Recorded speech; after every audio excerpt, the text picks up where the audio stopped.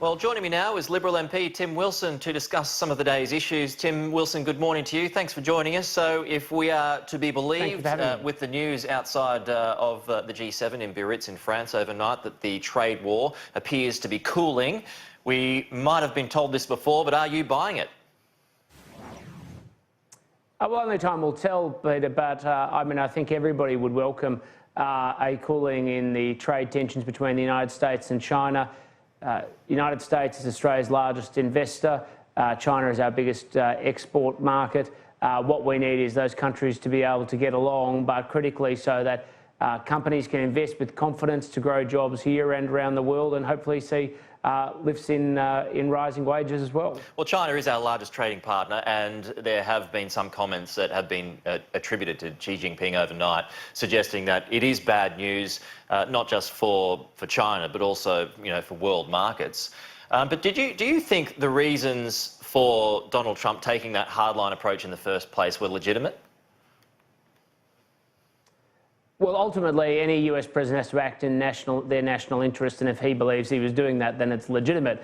Whether it was necessarily the economically correct thing to do, I think very much remains contested. But there's also a geostrategic political reason why he has done it, and I think it's hard not to argue that that hasn't in part been successful by using the weight and the influence the United States has to try and make sure that there is a more even deal in the relationship between the United States and China and its trading relationship. Just back on the G7, I mean, Scott Morrison was only there as an observer, but are you of the mind that it was important for him to be there, and how successful was his trip?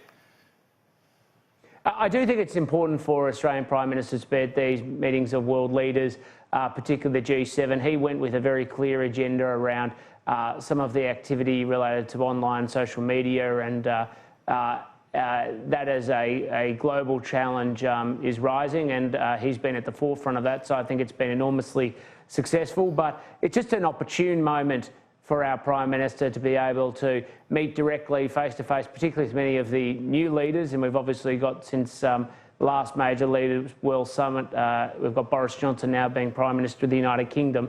It's important to take the temperature and the mood and the attitude, because, of course, there's enormous opportunities. What do we know out of his meeting with Boris Johnson is we're already talking about fast-tracking an FTA arrangement with the UK once it leaves the European Union. That's to our long-term economic interest, and to rebuild, frankly, the trade relationships we used to have with the UK. Just back on the trade war that is taking place, are you of the mind that there will still be? I mean, it's had a huge effect worldwide, but also here, that there will be at least two rate cuts in Australia this year? Well, that's a decision for the Reserve Bank, but I've expressed my caution about further rate cuts in the past. My view hasn't changed. Yeah. And I've just put a whole series of questions to the Reserve Bank on notice following our most recent hearings to the Governor to get hard evidence and demonstration of their efficacy, in the hope that it might at least prompt the Reserve Bank to consider its options and the impact it has. What questions did you put forth?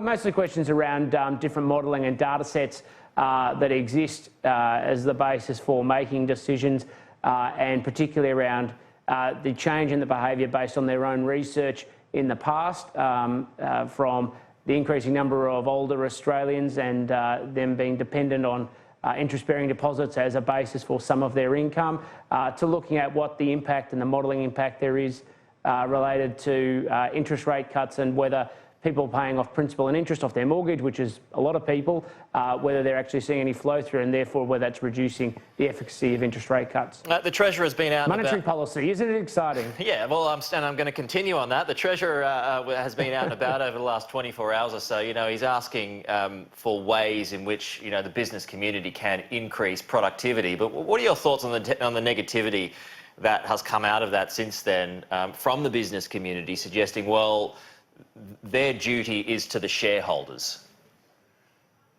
Well, no, everybody has a responsibility to create an economic environment where we see growth and opportunity for Australians, Australian businesses, and jobs growth. And so, yes, they have a responsibility to shareholders, but they have a short-term responsibility around profit, but they also have a long-term responsibility around making sure that they're investing to secure long-term gains, not just short-term ones as well.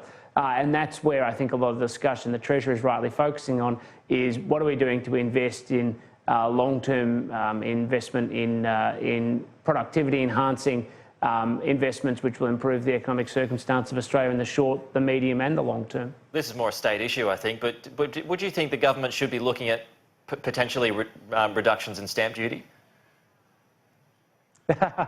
Well, I'm a big fan of tax reform. If you've watched just about any speech I've given in the Parliament, it doesn't seem to matter what the subject matter is, I'll find a way to sneak in tax reform. And stamp duty obviously is part of that discussion.